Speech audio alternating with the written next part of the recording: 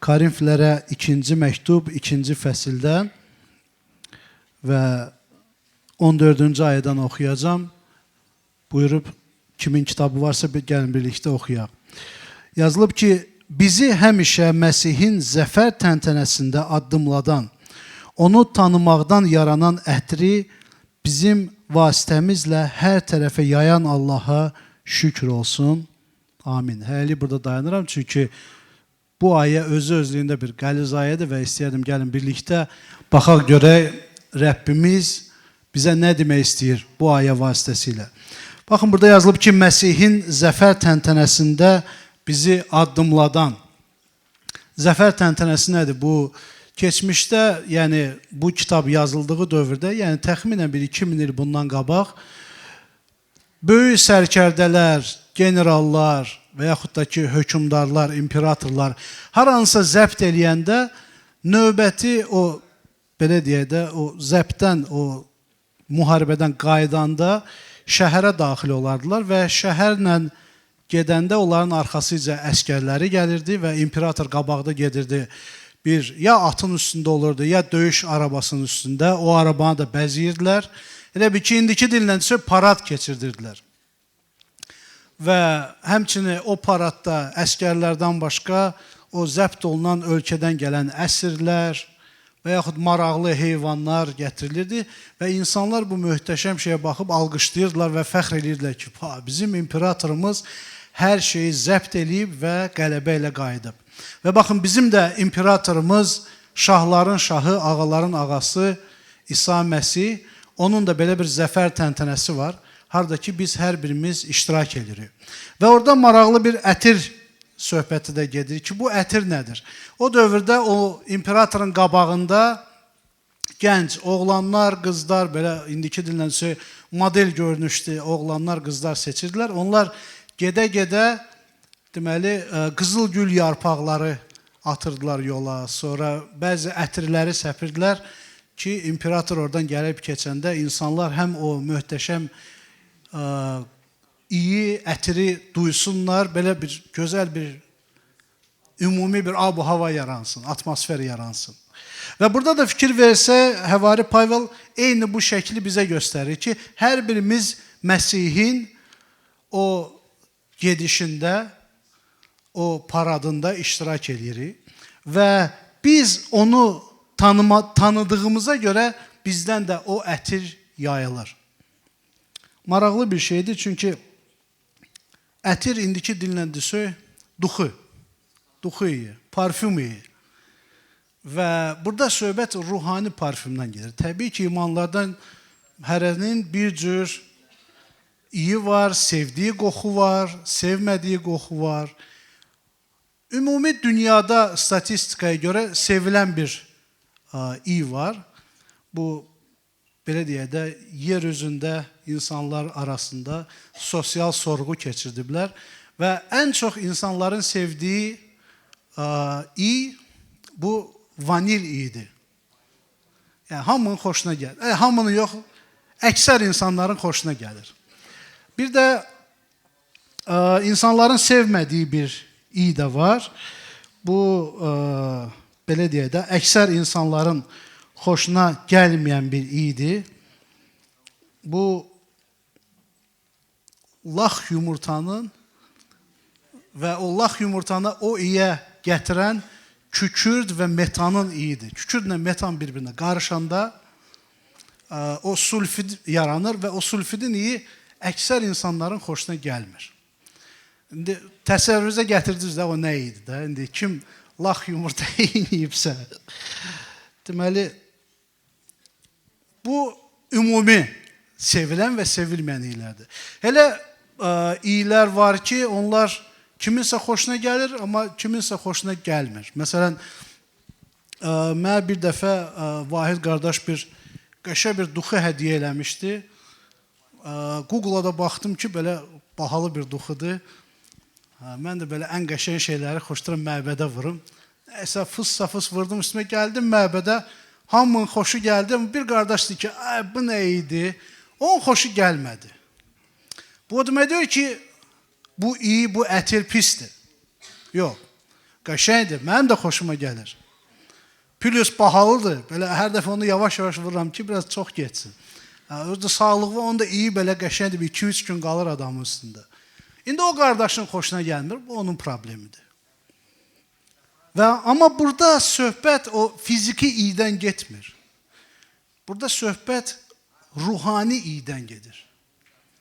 Çünki biz baxsaq, müqəddəs kitabda iyi faktoru çox vacibdir. Fikir verirsiniz, Allah bizə, belə deyək də, o hissiyat orqanları verib, bizim gözümüz var, bu çox vacibdir. Biz toxuna bilirik, nəysə hiss eləyə bilirik, biz nəysə dadına baxa bilirik, bu reseptorlərdir və biz nəysə qoxusunu alırıq və Rəbb bizə bu reseptorləri veribsə, eşitməyi, görməyi, deməli ki, bu çox vacibdir. Və başqa bir şey də var ki, bəzən Rəbb də müqəddəs kitabda özünü insana bənzər formada göstərir. Məsələn, Rəbb deyir ki, mən sizi, əməllərinizi görürəm. Bu demək deyir ki, Rəbbin belə fiziki gözü var, amma Rəbb görür. Ruhani aləmdə hər şeyi görür. Rəbbdən gizlin bir şey yoxdur. Və kəlamda da yazılıb ki, Rəbbin qarşısında hər şey çılpaqdır. Yəni, Rəbb belə rengen kimi görür, hər şeyi görür. İkincisi, Rəbb deyir ki, mən sizin dualarınızı eşidirəm. Bu demək deyir, Rəbbin fiziki qulaqları var, bizdə olan kimi. Amma Rəbb eşidir. İndi, qoxudan da danışanda, bilmirəm, o yeri yəqin ki, əksəriyyətiniz oxuyubsunuz. Matta müjdəsi, baxın, İsa Məsih cəhənnəmi belə qoxu ilə göstərir. Matta İncili 10-cu fəsil 28-ci ayədə yazılıb ki, bədəni öldürüb canı öldürə bilməyənlərdən qorxmayın. Həm canı, həm bədəni cəhənnəmdə məhv edə bilən Allahdan qorxun. Mən burada cəhənnəm sözü var və o dövrdə Yerusəlim şəhərinin kənarında bir vadi var idi. Ora Hinnom vadisi deyirlər və İbrani dilində Gehinnom. Bizim dildə də o cəhənnəm sözü o sözdən yaranıb. O vadi nə idi? Ora bütün o vaxtın zibillərini, şəhərin nə zibili var idisə, kəsilən heyvanların mədə, bağırsağı, nə üfunətli şeylər var idisə, hamısını ora tökürdülər və o şeylər orada çoxalmasın deyə orada daimi olaraq od yandırırdılar. Bilmirəm, yəqin ki, fikir veribsiniz, İsa Məsih başqa yerdə deyir ki, oranın odu sönməz. Cəhənnəmdən danışanda. Deməli, cəhənnəmdə od var və çox murdar bir iy var. Çox üfunətli bir iy var. Və o Hinnom vadisindən gələn o iy, cəhənnəmin o iyindən müqayisə olunmur.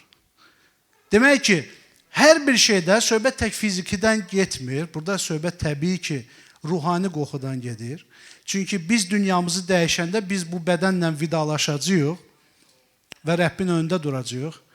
Amma orada olan qoxular bizim əməllərimizin, bizim sözlərimizin qoxuları olur. Bir də sizə nümunə gətirim ki, daha aydın başa düşəsiz. Biz dünənləri bu mövzuda danışanda bir qardaş çayxanadan danışdı. Biz əksər qardaşlar çayxanaya gedirik, söhbət eləməyə və oradan axşam evə qaydanda adamın paltarından çox pis bir iy gəlir. Axşam qaydan kimi o paltar istirəllə maşına getməli. Çünki orada, nə bilim, siqaret çəkirlər, qəlyan çəkirlər, nə bilim, tüstü olur, nə olur. Və mən də evə girən kimi o dəqiqə bilinir mən harda olmuşam. Yəni, adamdan tüstü gəlir. Həm gərək o paltar geçsin, yuyulsun, həm də mən də saçımın başımı, daha təbii ki, saçdan nə qalıbsa, onu da yumalıyam. Hələ biraz var, hələ ümid var. Deməli, bax, bu oranın fiziki iyidir. Amma bəzən də olur ki, biz otururuq, biz ruhani söhbət edirik, amma hansısa bir kənar stoldan, bir də görsən, 2 nəfər, nə bilim, ya dominonu, ya nərdin üstündə mübahisə eləyəndə başlayırlar bir-birinin pis formada söyməyə və həmin vaxtda adamın içi bulanır. Və sənin o içimin bulanması, o bütün o tüstüdən, o birisindən daha da pisdir.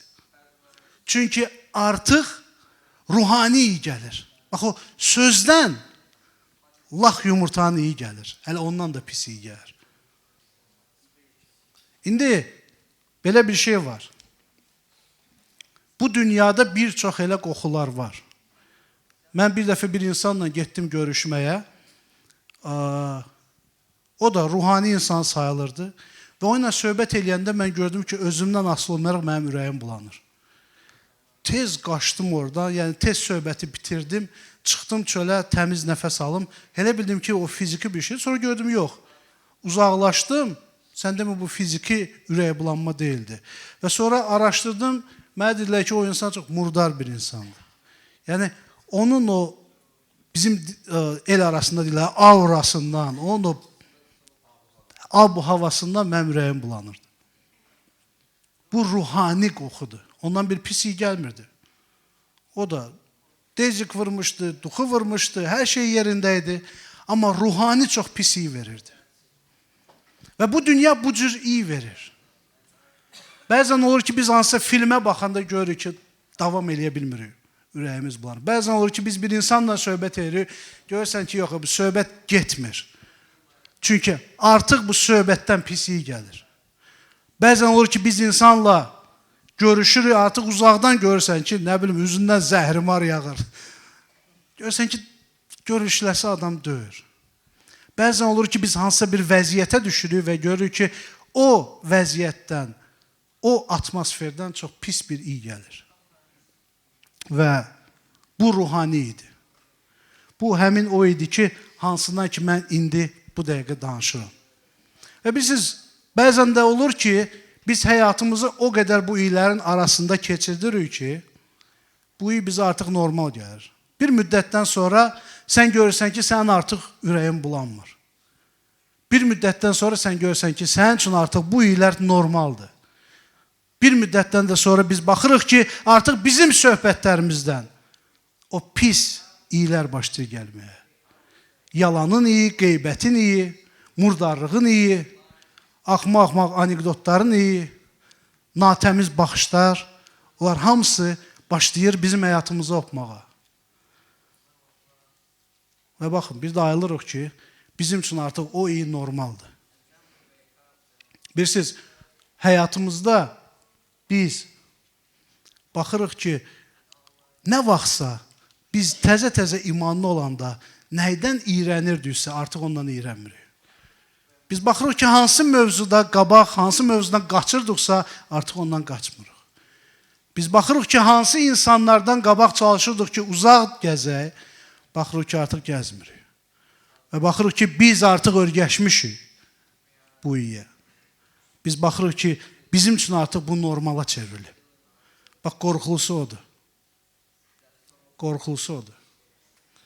Bilirsiniz, mən təxminən bir 15 il bundan qabaq pastorumuzdan bir məsələ eşitmişdim. O deyir ki, mən əskəridə olanda bizimlə birlikdə bir əskər vardı və o donuzlarla məşğul idi və o qədər onlarla oturub durmuşdu. Onun üçün o iyi, normal idi. Amma o deyir, o kazarmaya gələndə biz hamımız burnumuzu tutub çölə çıxırdıq. Amma onun üçün artıq o normal idi. Və bilirsiniz, bəzi imanlılar üçün də artıq bu dünyanın iyi normaldır.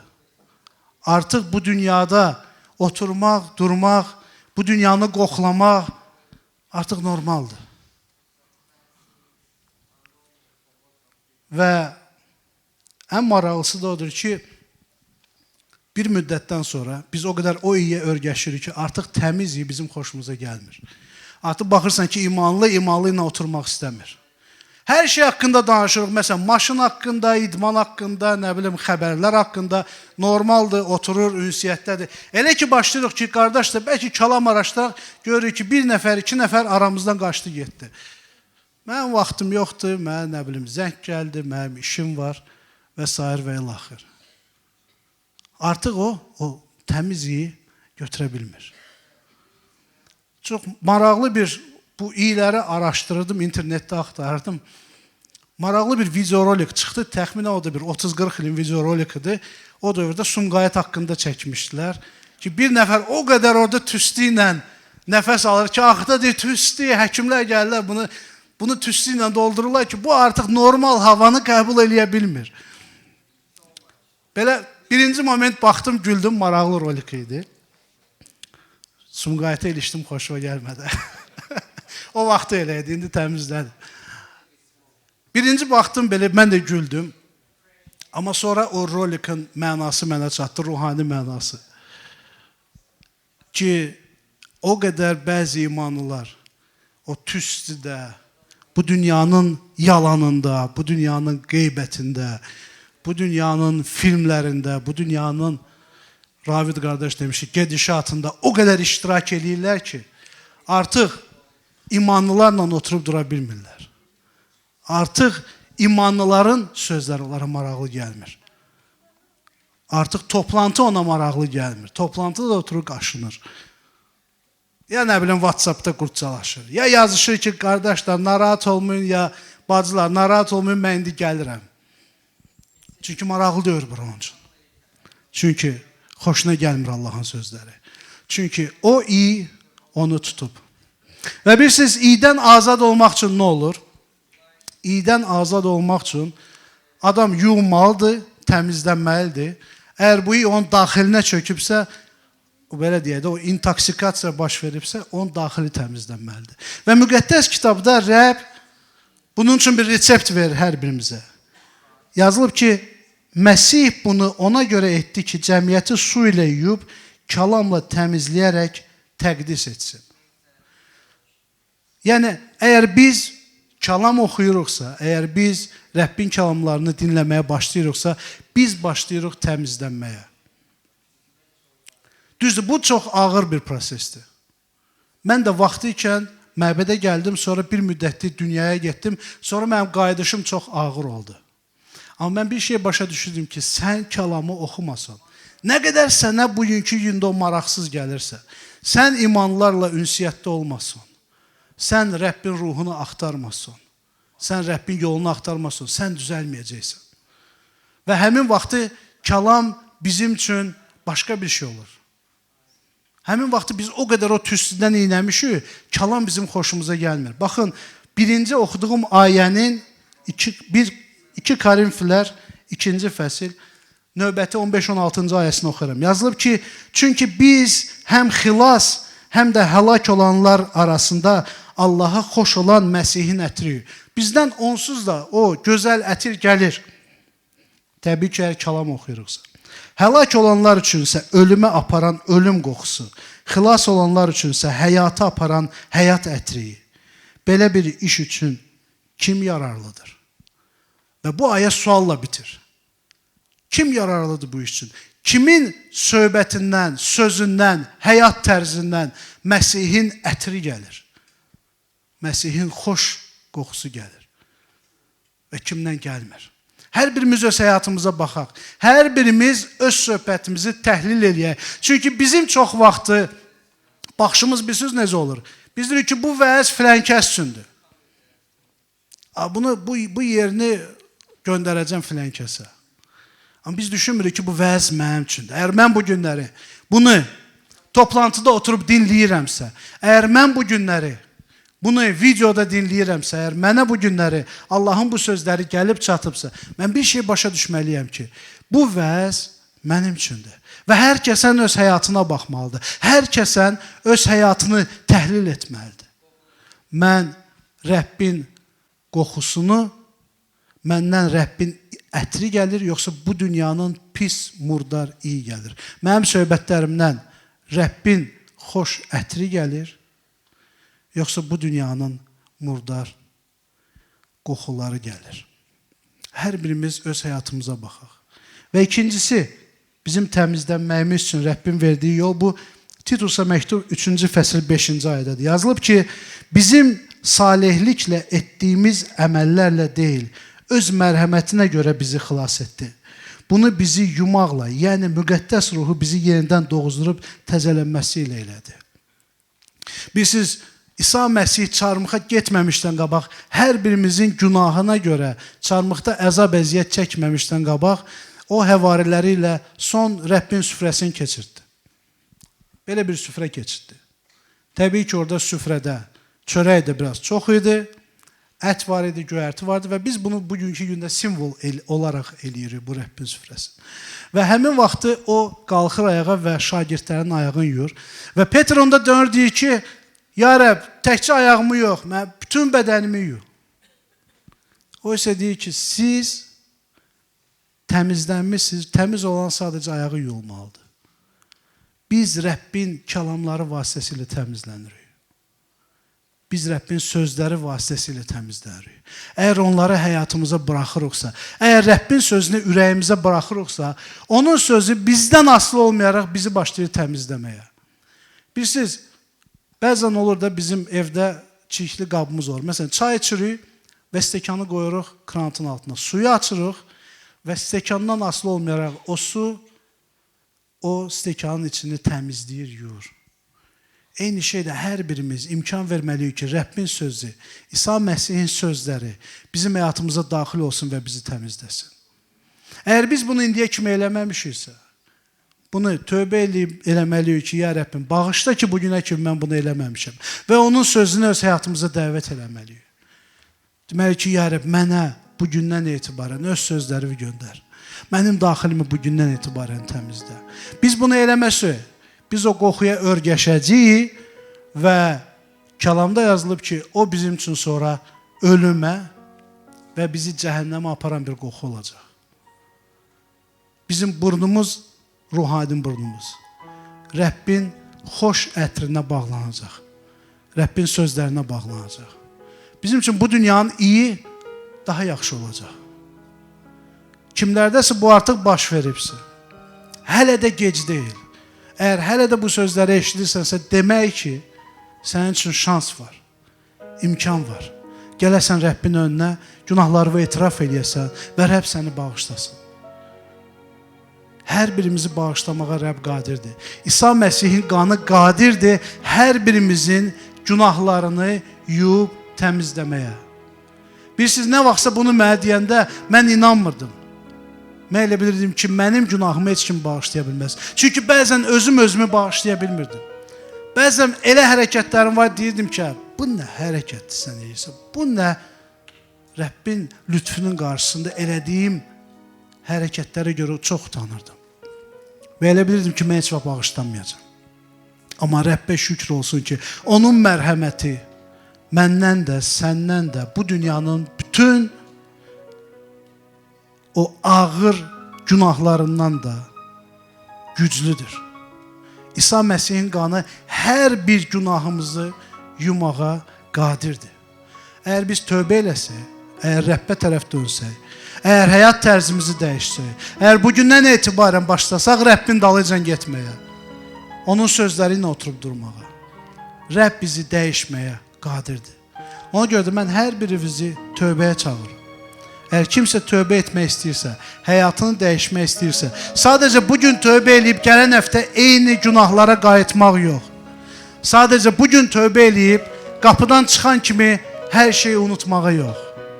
Tövbə eləyib həqiqətən də həyatımızı Rəbbə vermək istəyiriksə, bu dünyanın o pis, murdar qoxularından azad olmaq istəyiriksə, Rəbbin kəlamından gələn o gözəl, ruhani ətirdə yaşamaq istəyiriksə, gəlin bu günləri tövbə eləyək, gəlin bu günləri həyatımızı dəyişək. Və mən əminəm ki, Rəbb buna qadirdir. Sadəcə bir neçə addım qabağa at.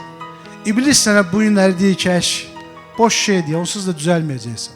Onsuz da heç bir şey dəyişməyəcək. Amma Rəbb səni çağırır. Rəbb səni çağırırsa, Rəbbin bugün səsinə haray ver. Və Rəbb sənin həyatını dəyişəcək. Rəbb sizə xeyir-dua versin. Rəbb hər birimizin tövbəsini qəbul etsin, kimlər ki eləyəcək. Və Rəbb qorusun ki, biz onun dalınca gedək və bir daha o dünyaya qayıtmayaq. Amin.